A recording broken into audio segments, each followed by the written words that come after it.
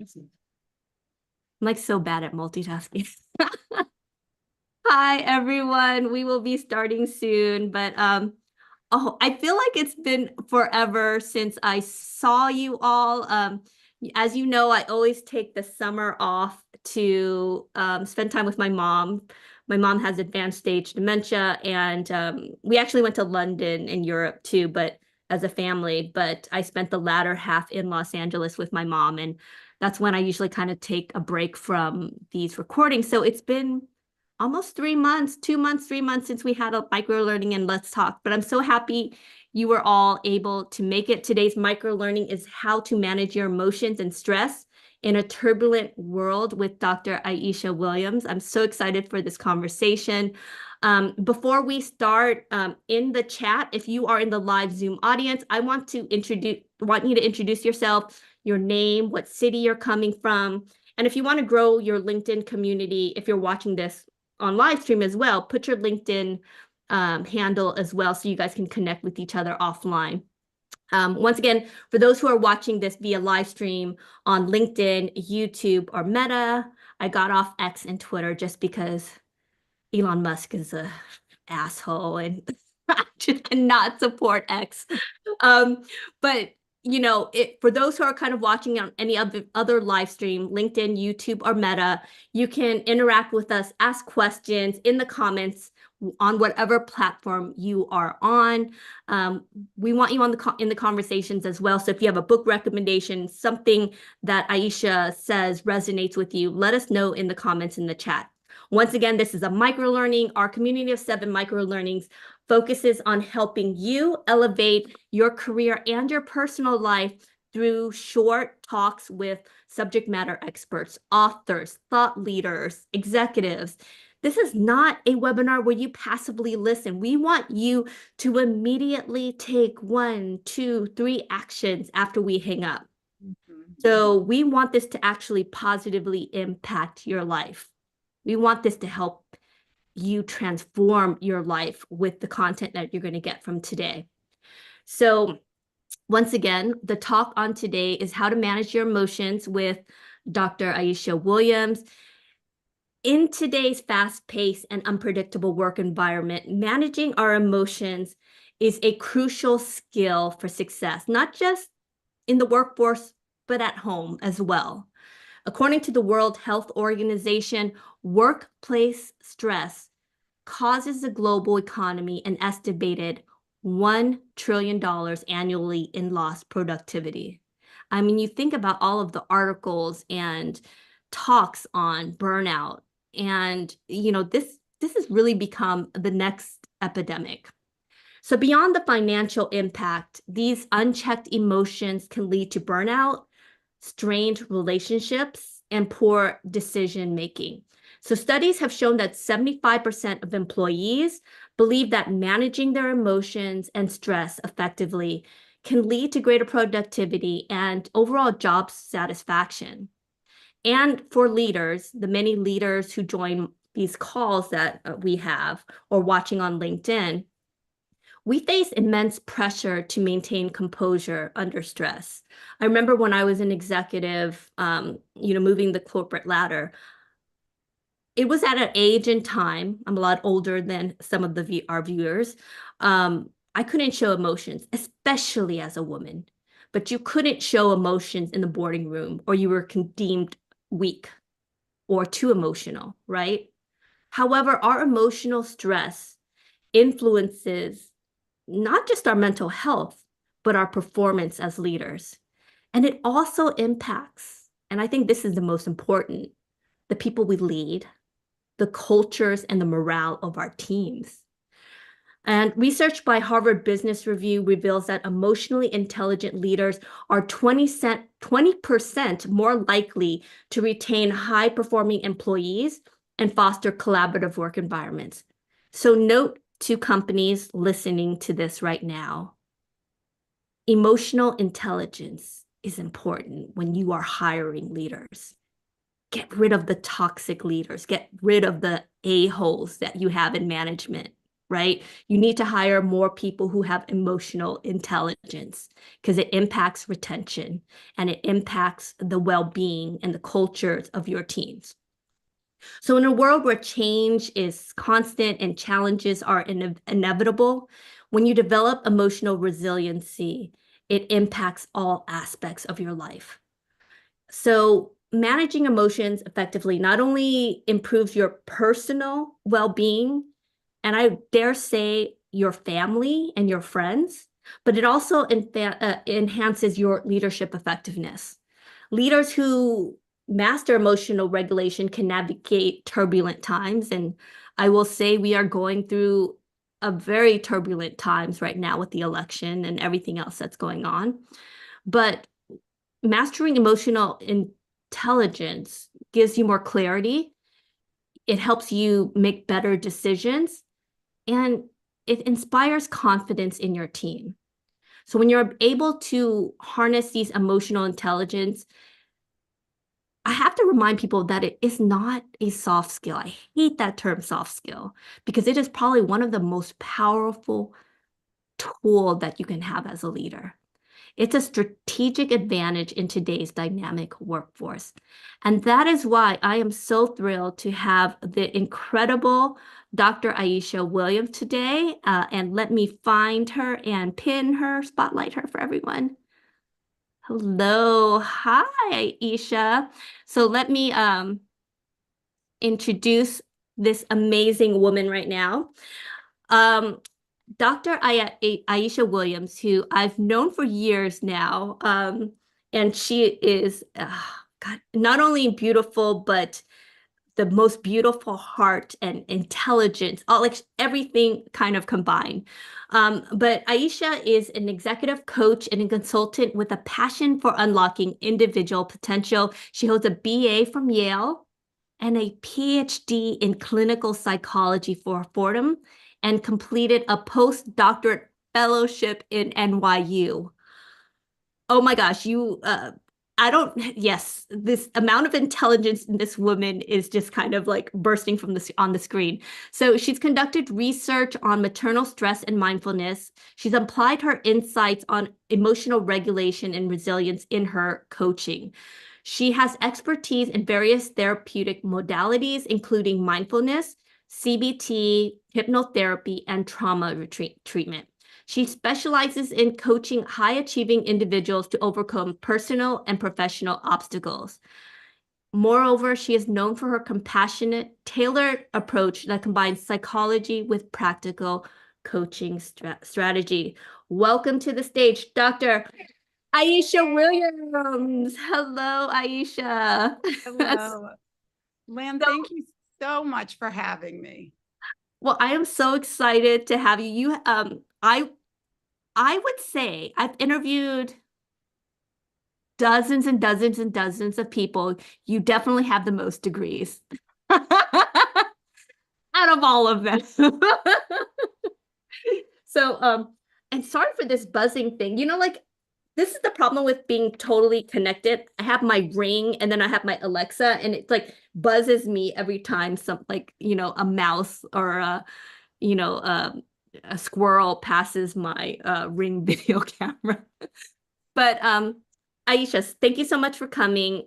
So let's kind of talk about about how do you manage your emotions and stress, especially in this time where this world is turbulent, but how can we use these insights to really unlock our full potential, right? By harnessing our emotions. Um, so you talk a lot about managing emotions and stress and, when we last spoke, I think it was about a month ago, we were just talking about what we would talk about today. You said something so beautiful that I've never heard anyone else say. Because a lot of times when I talk about emotions, especially negative emotions, people are, there's this whole kind of movement with, positive psychology, right? And then there's the other side of the coin, which is toxic positivity, where you can't talk about anything that's negative, right? And I think that it kind of swings in that pendulum. And one of the things you said was that negative emotions aren't something to be avoided because they are beautiful signposts. Can you kind of talk about that, what you meant by that phrase, beautiful signpost? Because I loved it as soon as you said it. So, well, I think that one of the things that happens with people who are really high impact individuals is that they have a lot of moving parts. Their decisions impact a lot of people, and they're typically very high achieving. So they are navigating so many things. And so just the basic level of stress and distress, it can be just through the roof. One of the challenges with having such high stress and not having a lot of space in your life to manage it, and having to move very quickly, is that in order to function, often you have to kind of have a way to set aside the distress, to tuck it away, to avoid it, to distract yourself. Because to be honest, when you are feeling overwhelmed or angry or sad or ashamed or, any of the plethora of feelings that can come up with emotional distress, you can feel unraveled. You can be really unfocused. It's hard to solve problems. It's hard to navigate the day to day, or you can do things that you regret later. So there is a real valid reason that people avoid distress and they kind of move away from it. And they have strategies for not meeting it directly. And, I guess we'll probably talk about this later, but distress and stress impairs your cognitive functioning significantly. So there's real reasons why people look at negative emotionality and, emotional tension, and they want to move forward and they want to skip over it. So let's talk about that because I think I talk to so many executives and the constant word I hear is stress, overwhelm, and burnout, right? Mhm. So what are some of the impacts of stress and what can we do to mitigate it? Okay, so the one thing that really is shocking about stress is the dramatic impact it has on our life functioning in terms of our cognitive capacities. So just super basic things like your ability to take in information is significantly degraded. Your ability to solve problems, your creativity, your ability to learn. So all of these basic functions of your mind can be working at, a small fraction, 20, 30% of your capacity, your actual like incredible skills and capacity. And like one example of this, I think probably may be familiar to most people, is have you ever been in a situation where you were really upset at someone or something was really bothering you and you reacted in a certain way, and half an hour later you look back and you're like, what was I thinking? That didn't make any sense.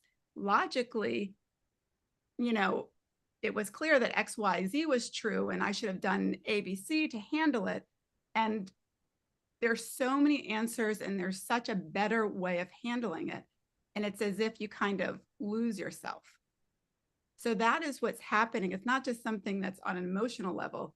Your ability is degraded to access all of your resources, your wisdom, your good thinking, all of the skills and experience that you have. And so the challenge with your cognitive skills being degraded is that when you're facing real challenges at work, at home, in other areas of your life, you need your full self to navigate this. Yeah, I remember when we had spoke spoken probably like a month ago, I had wrote in my notes a stat that blew my mind, that you had said that our cognitive abilities, or whatnot, is compromised by 80% when we're Yeah. stressed. And I was just shocked at that number. I was thinking, maybe 30, 40%, but 80%. And so I think about these company cultures that are like high stress, especially technology now, right? Where everything is kind of fast paced. And what's the importance of having like psychological safety, like in the work environment? Like, why is that important? And, you know, how can we do, because psychological safety in a lot of ways is kind of tied to emotional intelligence as well, right? Like, how can we develop more psychological safety for our teams? And how can leaders develop more emotional intelligence within themselves and maybe their groups as well? Well, and I realize I didn't answer the second part of your question, is your previous question, how do you actually address the stress, and how do you meet these Hmm. effectively to minimize them? So, and that's a big part of this answer. So the way that the most basic way of dealing with this kind of stress is having experiences, having tools, having practices to reduce your stress. So one of the reasons that I was excited out of my clinical training and the research that I was interested in, like, working with people with PTSD, severe depression, people in the inpatient units, people with real trauma, that there are an extraordinary amount of practical tools that can help you within 3 to 5 minutes to get your stress level, if it's out of 10, down to a 2. I mean, I tell my clients that I'm working with, basically, if your stress, distress, emotionality level is above a 4 or 5, that's not a place you need to be making decisions. But when you think about it, like, how often are we at those high levels, right? So in order to function efficiently, you need to have real practical tools for getting your stress levels down. So there are, obviously very deep techniques such as EMDR, cognitive behavioral therapy. They're broad clinical tools that people use in therapy to address these issues. But what's interesting to me is you can take pieces of these tools and people can apply them and use them on their own, and they can practice them on a daily basis to kind of manage your everyday stress when it's at a 5 or 6. So you can practice getting it down to a level 2, or even a 0. One of the things that was really exciting to me about being in the coaching space is that, in addition to using all of the traditional clinical tools, I get to use some less traditional things such as hypnosis, mindfulness, psychosensory interventions, just things that can be super rapid and can help you to feel better really quickly, but may not have the broad research base or use in settings with people with significant mental illness. So as a part of today, if we have the opportunity, Lan, I'm happy to show some of the tools, which I call sort of my power tools, Yeah. that will just, take a couple minutes so people can check in with their levels I of stress. I would Feel better. love I would love that. And for those who are kind of just tuning in now, um Aisha created this kind of new form of coaching called breakthrough coaching, which when Rodney, her husband, who I'm good friends with, was talking about what she was doing, it kind of blew my mind because, traditional, I got my undergraduate degree at Stanford in psychology. And so I'm kind of really familiar with the different types of modalities of like psychology, psychology. And most of the times those processes are a very long process. And what you did was you combined all of these different modalities into this breakthrough psychology, kind of really being able to enable people to create massive change in a short period of time, right? I love that. So talk more about that, but also talk about what we can actually do. Of course, we can reach out to you and, use your service, but what are some of the things that we could do just maybe on this call today or when we get home that would help with, tackling some of this, like dealing with these strong emotional feelings that we might feel at work or even at home? Sure. So, in terms of the breakthrough coaching, the reason I think, to be really honest and fair, the reason why I'm able to work like this. So in breakthrough coaching, you do long sessions, so 2 hours, 90 minutes. You're doing an intense sort of deep piece of work that requires a lot. It requires some psychological awareness. It requires psychological health, high motivation, and it's not easy work. So the people I work with are, we meet and I make sure people are healthy enough, capable enough, and have the capacity to sort of engage in this deep work, because therapy is a beautiful thing. Typically in therapy, when you have someone coming into your office, in a few sessions, even if you have not even begun to talk about it with a person, most good clinicians have a sense of what are their pain points, what are the tough parts, where they really need to work, a little bit about what it's coming from, and sort of what the path is.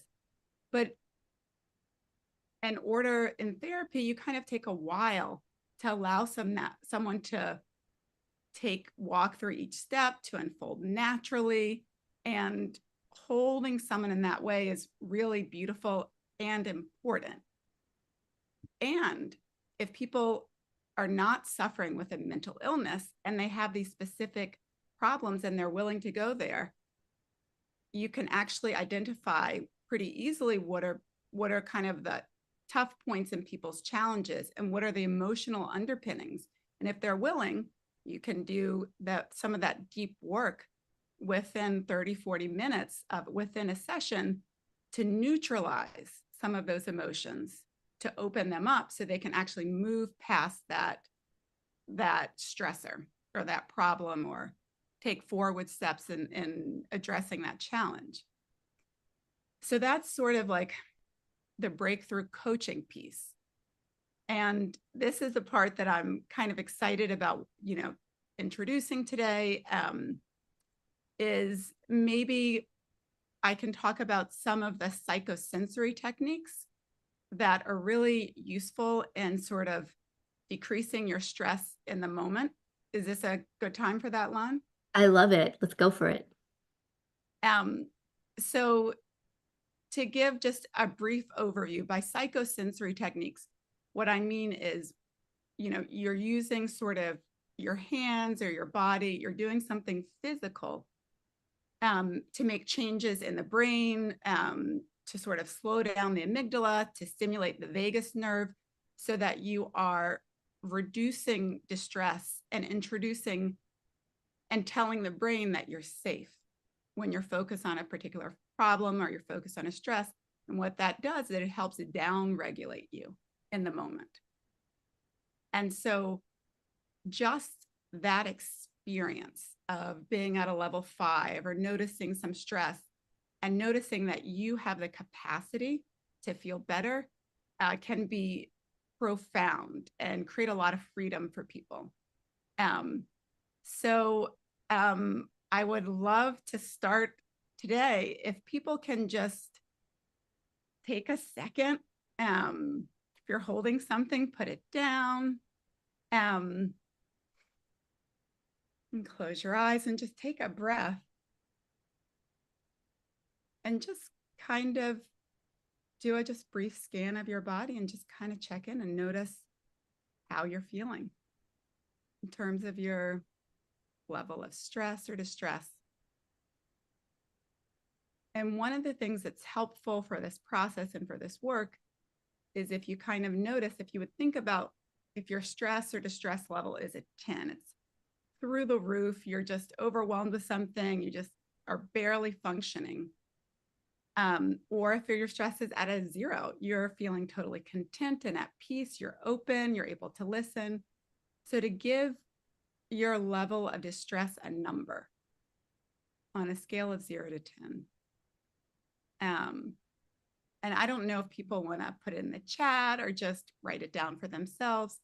But if you just kind of notice what your level of stress is in the moment, and this gives us a benchmark so that when I show you this technique and I take you through, you can know if you feel better.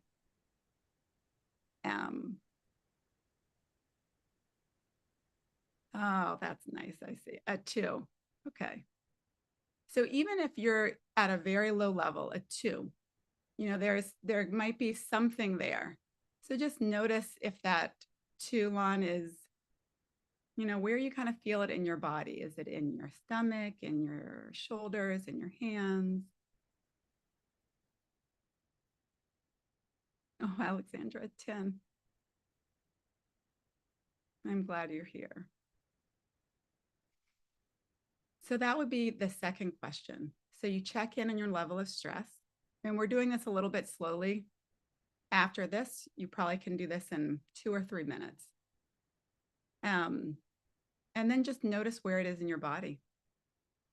And that helps you to locate it. Because what can often happen is after you reduce your distress, it almost as if like it wasn't there in the beginning. And people can kind of forget. So it's really nice to check in. Oh, that 8 was because my shoulders are so tense. And that tension can actually disappear. And when that level is gone, you can be aware that, oh, my stomach is actually hurt. So your distress could actually stay the same, but the specific thing that you're working on can reduce. So that's just one helpful thing to know. So your SUDS level, your 0 to 10, where it is in your body. So I'm going to show a technique, a psychosensory technique that I learned that is called havening. It has elements of EFT, emotional freedom technique, and EMDR, trauma healing technique. And it's very simple, which is why I thought it would be useful to introduce here. So what it does is if you just follow my actions.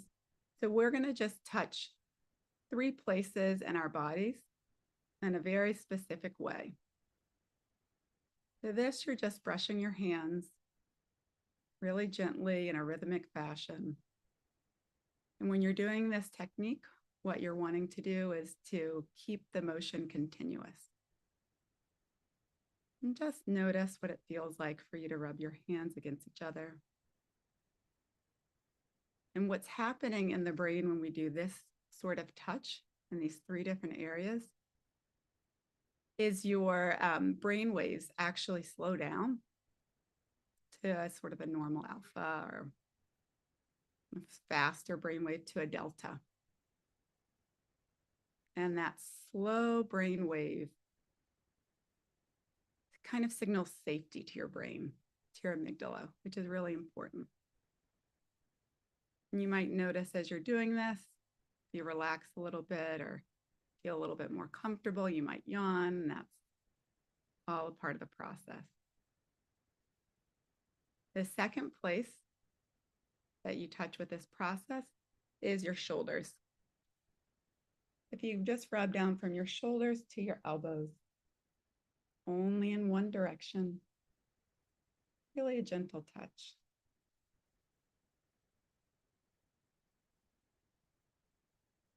And havening, some people call this the havening hug. And you're just continuing this rhythmic motion. Noticing what that feels like. Allowing yourself to take just a few deep breaths.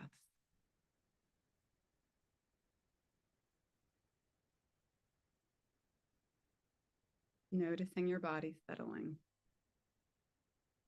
Noticing what's happening.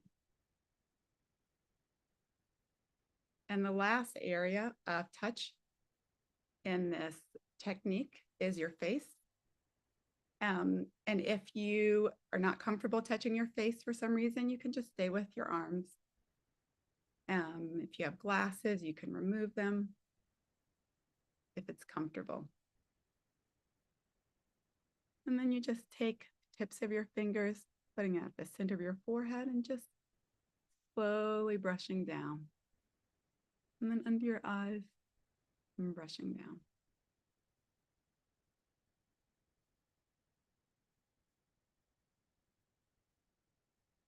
And you're just imagining that the touch is just as gentle as if you were touching a newborn baby.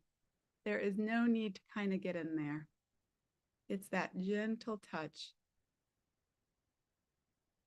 that helps to slow down your brain waves, that helps to begin to signal safety in your body. I'm just going to do this for just a few more strokes. And that's taking 3 deep breaths, letting it out audibly. Sigh.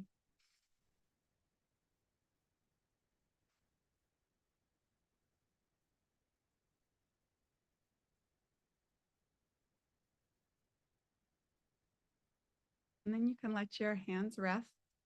And if you have a glass of water nearby, I just invite you to take a sip of water.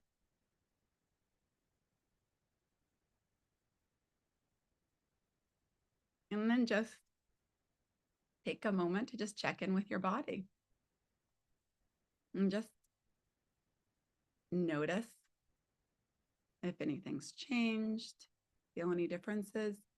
And then give your SUDS level, give your distress level on a scale of 10 to 0, a rating.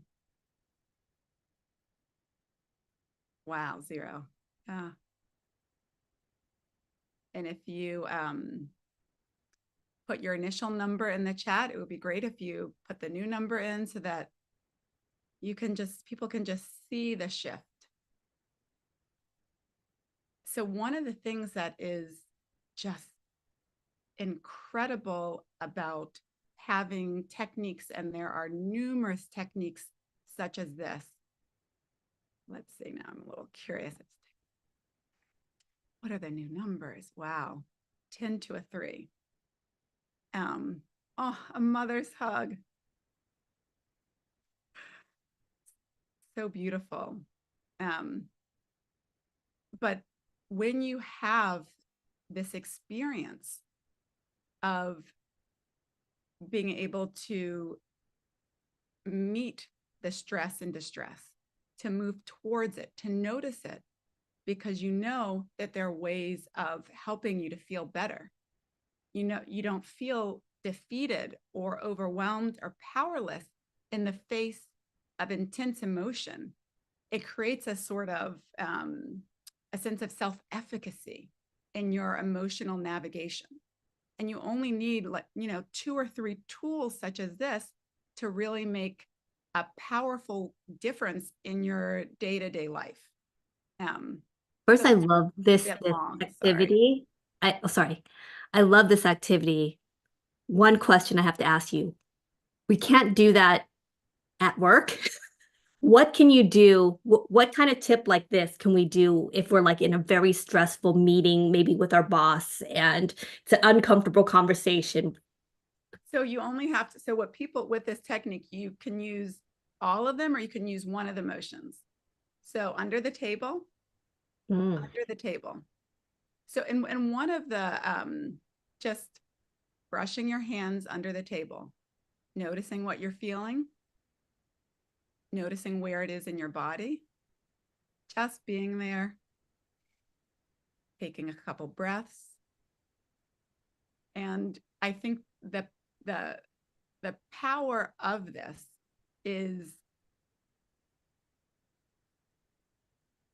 the feeling that you can control your stress, that even if you can't contain it in the moment, you have a way of taking a coffee break, going to the bathroom, 3 to 5 minutes on your own, or a couple moments under the table, if you've really practiced the technique, that can get you out of fight or flight. So there are ways of, like you can do like a jaw drop technique that I often do that helps you to stimulate the vagus nerve.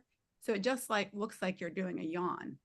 And when you stimulate the vagus nerve, that's just a way of telling your system that you actually are safe, to get you out of fight or flight.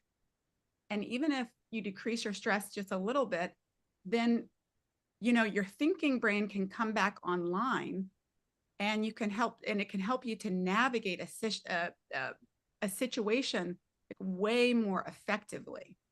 Can you demonstrate that? What that is? It just like a regular yawn? Okay. So this technique comes, I think, and he may have used it elsewhere, but he may have taken it from somewhere, but I learned it from John Overdorf, who is an incredible hypnotherapist, NLP, a master trainer. He trained me in hypnosis. And anyway, so what you do is you can just open your mouth. You don't have to do this whole thing once you get the technique, and you can do it on your, but if you practice this, you open your mouth wide to the point of discomfort. And then you relax your tongue and the back of your throat. Oh, that stimulates a yawn. Mm. And so usually in session, we'll do 3 complete yawns. And that just can kick your system out of fight or flight. I don't know if anybody sort of noticed what that was like. But just sitting here without doing the big motion, I can relax my tongue. And then yawn. Yeah, Jennifer's saying it worked instantly for her. All right. That to me is what is so exciting from moving out of like the clinical work, where there's all of this intensity and people are just struggling so much, and realizing that these same tools for people who are functioning normally are essential, just essential to help people gain access to all of who they are. And so I forgot what you said in the beginning. I don't remember what phrase I used, that that distress is a signpost, kind of like a sign, like on the street, it's like stop or 10 miles. So you said that emotions are like signposts. So they're kind of directional. yeah. I thought that was the most powerful analogy. For me, when I was in my clinical training, they would my supervisors would explain to me that when I see people and I could see their huge emotions and they're sort of overwhelmed, not to smile, but I knew when we got access to their emotions that I knew that we had the skills to get underneath them and sort of open them up, that there is going to be something really beautiful. Mm. I can even get emotional thinking about it, that they can connect to. So, oh no, keep on going. Sorry. so to be in a state of, if you have like a client boss who sidelines them, and to not want to engage with them, to be in a state of despair and to feel like that pit, feel deeply alone and be avoiding them. It feels like a terrible thing. But if you're able to, instead of walking away from that feeling, if you can walk towards that feeling of despair and recognize that it is this signal, this signpost, that if you can sit with it, if you can decrease it, if you can move past it, that it can open you up to these pieces of yourself that you didn't even know were there, didn't even know were possible. So if I can just, time is passing so fast, but if I can just go on for one more. Yes, please, please. Okay, so, thinking about this client who, felt sidelined, felt, was avoiding their boss, and just felt deeply uncomfortable in this work situation and despair. So first, you do the initial work of kind of what we do now, just what we call just dealing with the ambient distress. So just being stressed all the time. And so help people to have some tools to kind of lower that level. But when this woman was meeting that distress, she recognized that she'd had a lot of early experiences in her work with being ignored, being dismissed.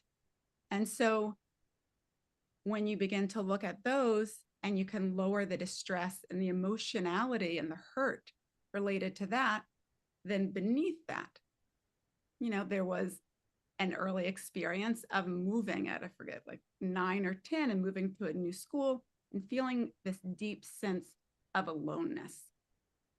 And as we address, all within one session, as we address that aloneness, what that leads to is sort of a flourishing, a deeper engagement with people, with this boss, and a willingness to be curious, and an ease and like looking and seeing that the boss didn't actually hate her, wasn't silent. They had very different working styles.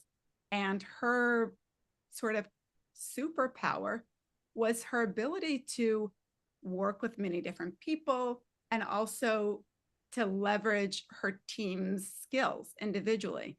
And so she had that capacity to see what was her boss's superpower and to notice that and to notice what she could learn from him. And so it shifted the whole dynamic to she was figuring out, where do I need to grow? What can I learn from this person? And this became this exciting sort of adventure where she could barely function at work. So this despair and led to different things, but this despair was this signpost of something that she wasn't functioning at her optimal level at work. But if you can sort of follow the gravy train and touch on whatever these early hurts are, these difficult experiences, and kind of soothe that, then you can open yourself up in this really profound way. Anyway, that's a little bit deeper than stress reduction, but it's so powerful, and it kind of makes me think of when I do training and development for companies, and we talk about emotions, one of the things the activity that I do is basically to name their emotions. So if they're feeling anger or sadness, and the purpose of it is to create as much space between the emotion and ourselves. Because I think sometimes, and you see this with kids too, right? I'm angry. And it's like this is me. I am. I am angry. I am mad. I am upset. I am jealous.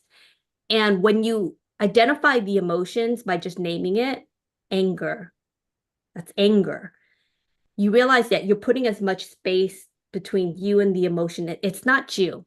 And I think that's kind of the power of like these simple but powerful, rubbing your hands, feeling your face. You're really in the present moment. It's very powerful. So I want to open it up to questions for the folks who are in the live Zoom audience soon. But one more thing, that I had taken so many notes when I talked to you a month ago. And when we talked about negative emotion, you said the power of being able to manage your emotions. And you gave this example of a plank with a water filled with alligators.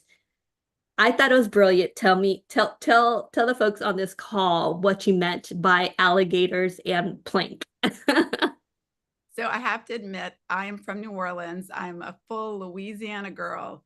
So I talk about gators. So one of the frameworks that I like to use in my coaching practice that can be really helpful is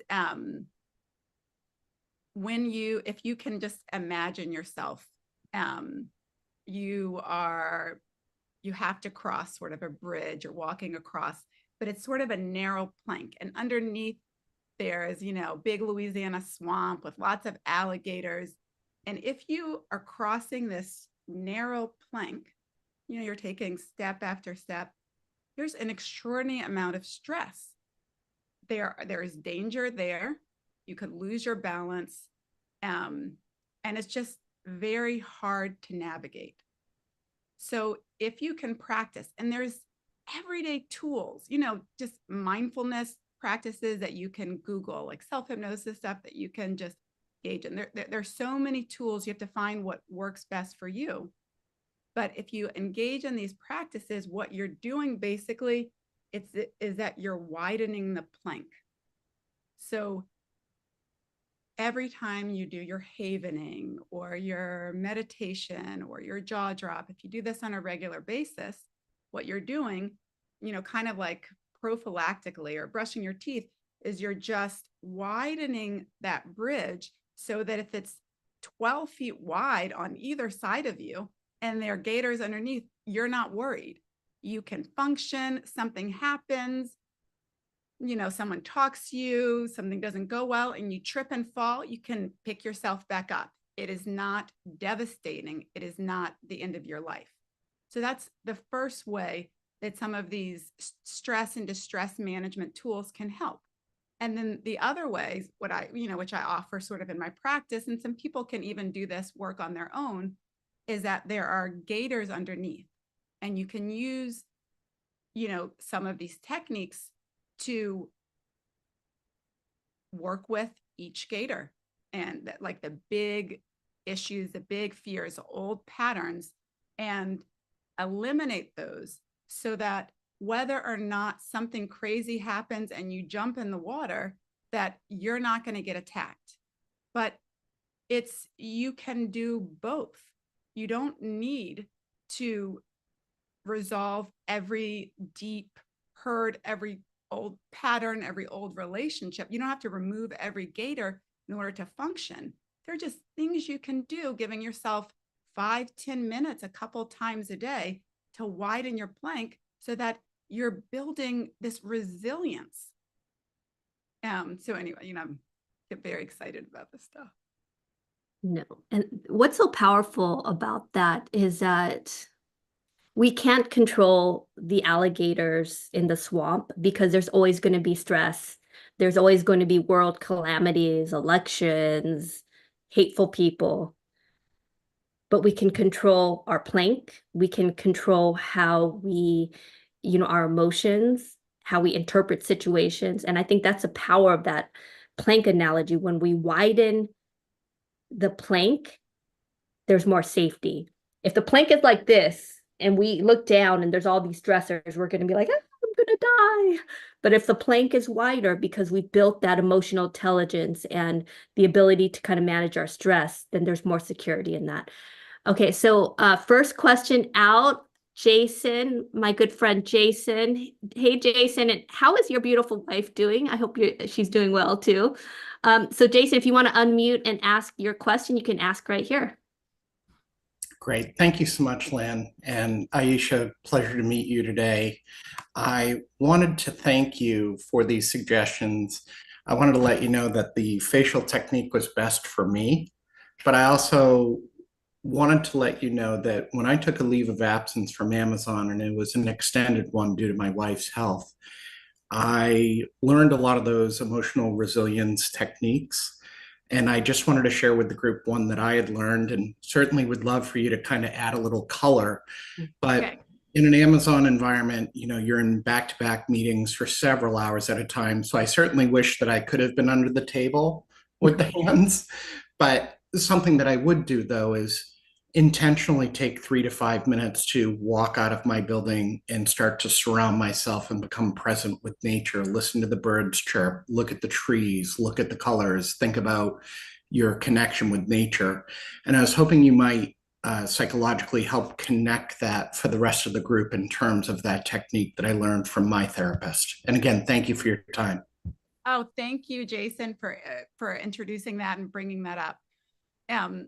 So one of the things that about taking a quick break and being outside in nature is that what it does is that if you are sort of mindful, if you are in the moment, if you are sort of engaged in the outside world, you're activating your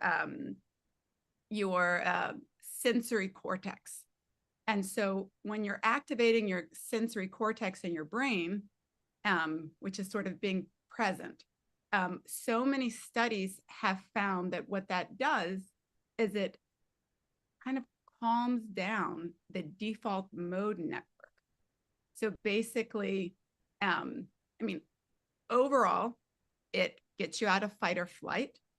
It tells your brain, it gives you an indicator of safety, but also what, experienced incredible meditators have is they have this sense of,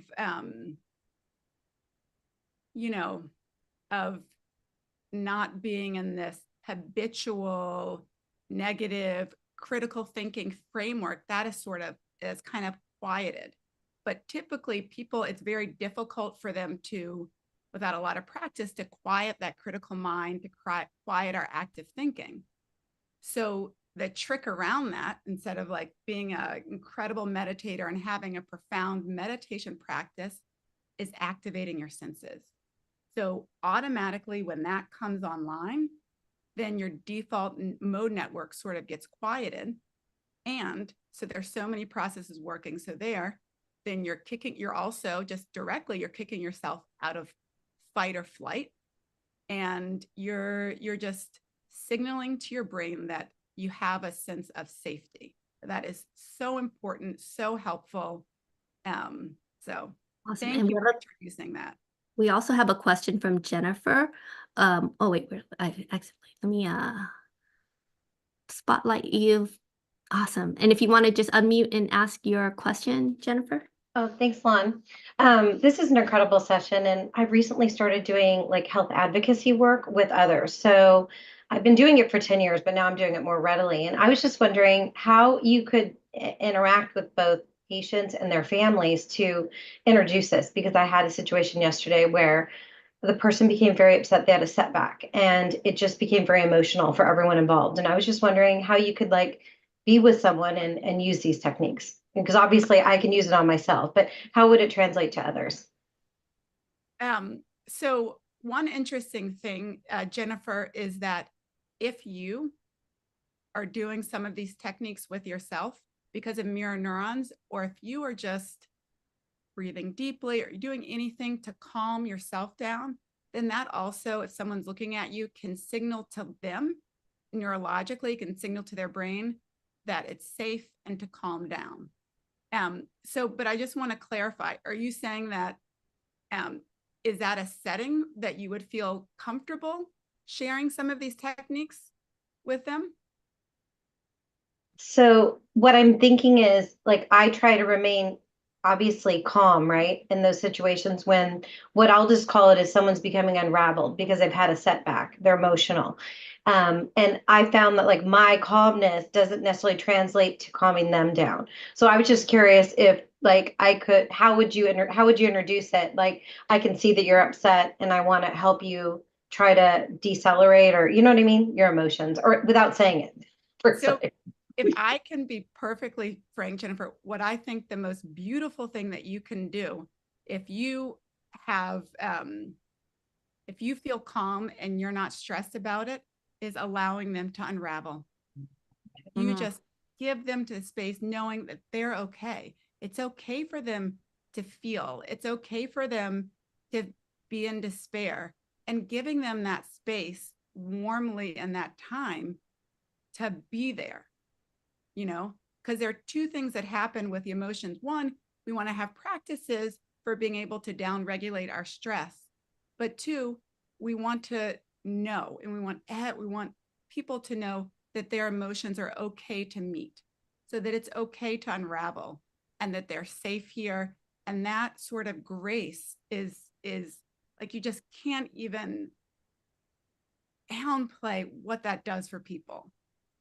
You know what's so powerful about that, Aisha, is that I think about parenting and like my daughter. And I remember in the past, I would be like, oh, okay, stop crying. Okay, it's okay, it's okay. And I realized that it was actually kind of detrimental because I wasn't letting her show her emotions. And I was thinking about how I was brought up. Don't show, and once again, in the workforce, right? Don't show your emotions. It's emotions, bad emotions, like sadness. You got to hide that. And I think what I love about this, just your advice, was it's okay. Negative emotions aren't necessarily bad. They're telling you something. So what last question? Is it Ali or Ali? You have the last question, and let me spotlight you. Right. And you can unmute and ask your question. Oh, unmute. Oh, yeah, we can hear you. Yeah, great. Okay. Thank you very much. So I think my question is kind of linked to what you're talking about there. So I'm imagining and semi-experiencing the situation where having down regulated the stress and tension, as you talk about as you talked about the sort of potential underlying things that you haven't seen before, the gators that suddenly you see over, you recognize, oh, that's a gator. Is it okay? Would you say that that it's okay to then utilize these tools again to deal with or to help you cope with the emotions that the recognition of those gators then starts to to bring to the fore? From what you were just saying there, I'm expecting you to say no, face, just go ahead and feel the feelings, but that's a bit scary. Totally agree. So that is such an important question, Ali. So first, you get to do whatever you're comfortable with. You get to meet those feelings or not meet those feelings. However, whatever makes you feel safe, you can go get support for that. But the thing that to me is so important about the sort of alligator analogy is that once your bridge is, as you begin the daily practice and widening your bridge and just feeling better in the moment, you don't have to solve every single thing. So you reduce your level of stress, and then there's some sadness, But you don't have to get to the root of that sadness and the root of that. And you can just notice that and just be in awe of yourself. And if it's bothering you later, you can give yourself 3 minutes to do some techniques to kind of take the edge off. Like just the basic structure of feeling your emotions and knowing that you can feel a little better is really useful. But the thing that Jason brought up, going outside, having an experience where you're in your senses and you feel alive, that also is healing, communicates to your brain that you do not need to stay in these chronic states of stress over and over.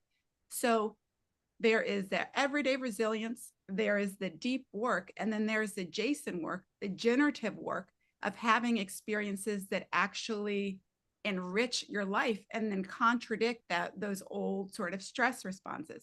So there are a lot of ways around it. I think we could literally have you for another like 2-3 hours. But I've put Aisha's website, aishawilliamsphd.com. Please go to her site if you want to reach out to her and try breakthrough therapy. I've gotten so much from this conversation, and I hope everyone on this call, from the comments in the live audience, it seems like everyone has been so impacted by your message. For the regulars on this call, you know what the deal is. Please unmute yourself, put your video cameras on, and hold on, let me find this thing, view. Oh, there, gallery. If you can, I know a lot of people are off camera, but if you could turn on your camera for this one part, turn on your volumes, unmute yourself, because Dr. Aisha Williams deserves a big round of applause. Thank you, Dr. Aisha. This was so powerful, and amazing. Thank you, everyone. Thank you so much. Thank you so much. Thank you. Thank you guys for listening.